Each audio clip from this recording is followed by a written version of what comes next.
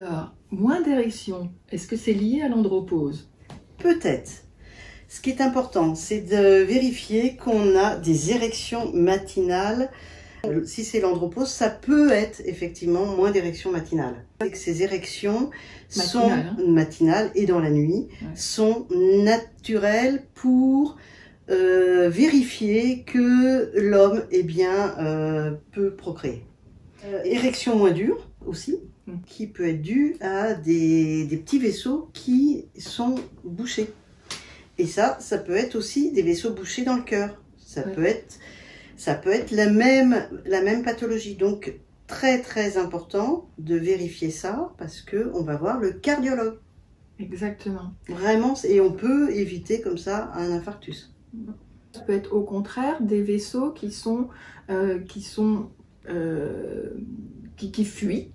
Et donc, on parle de fuite veineuse. À ce moment-là, c'est l'impact inverse. Ce qui fait que c'est bien d'aller voir un urologue ou d'aller voir des spécialistes comme le docteur Eric Allaire, par exemple, la clinique à l'hôpital privé de Geoffroy-Saint-Hilaire, par exemple.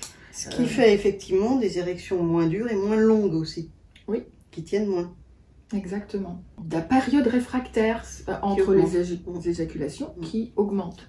On peut associer à ces problèmes d'érection, ces diminutions d'érection en tous les cas, tous les autres symptômes qui sont le sommeil et la fatigue, qui sont aussi l'irritabilité.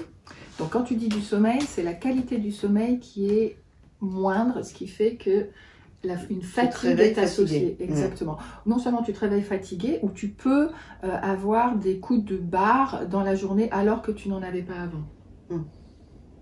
Et ça, il peut y avoir aussi en dessous l'apnée du sommeil qui est à vérifier. Diminution de la libido.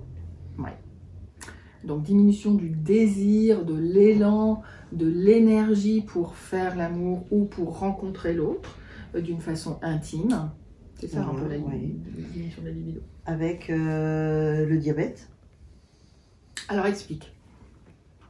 Le diabète, on sait qu'il y a des problèmes de microcirculation qui fait qu'il y a moins d'érection. Alors il y a aussi les médocs qui peuvent entraîner des baisses d'érection, des problèmes d'érection avec, notamment j'ai un patient qui avait une hypertension artérielle.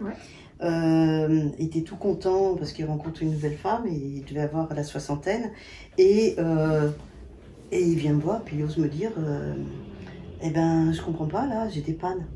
Je lui dis tu prends quoi comme médoc?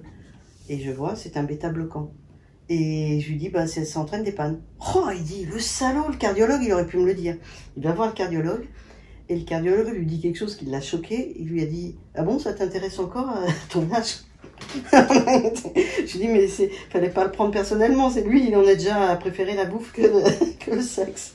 Bon, voilà. Donc bêta-bloquant. Bêta-bloquant. Mais aussi, si vous prenez des antidépresseurs, ça a un impact direct sur l'érection parce que ça a un impact sur la libido. Il y a les psychotiques aussi. Et puis il y a l'alcool. Il y a la Marie-Jeanne. Enfin, il y a pas mal de drogues qui t'endorment quand même. Oui, c'est ça. Enfin, qui peut-être sont désinhibantes, mais qui, en termes d'efficacité pour... et à nouveau, quand on parle d'érection, souvent, elle est à 99%, elle est associée au désir de pénétrer. Bon, évidemment qu'il y a plein d'autres façons de rentrer en relation avec l'autre au-delà de la pénétration. Mais c'est bon, c'est un autre sujet. Ça, c'est une petite parenthèse.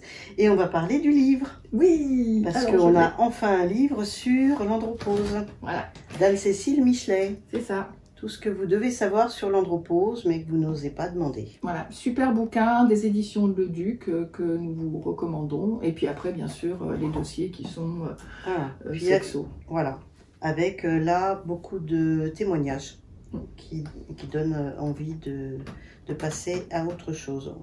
On va faire une autre vidéo là-dessus. Allez. Merci. À bientôt. À bientôt, bye bye.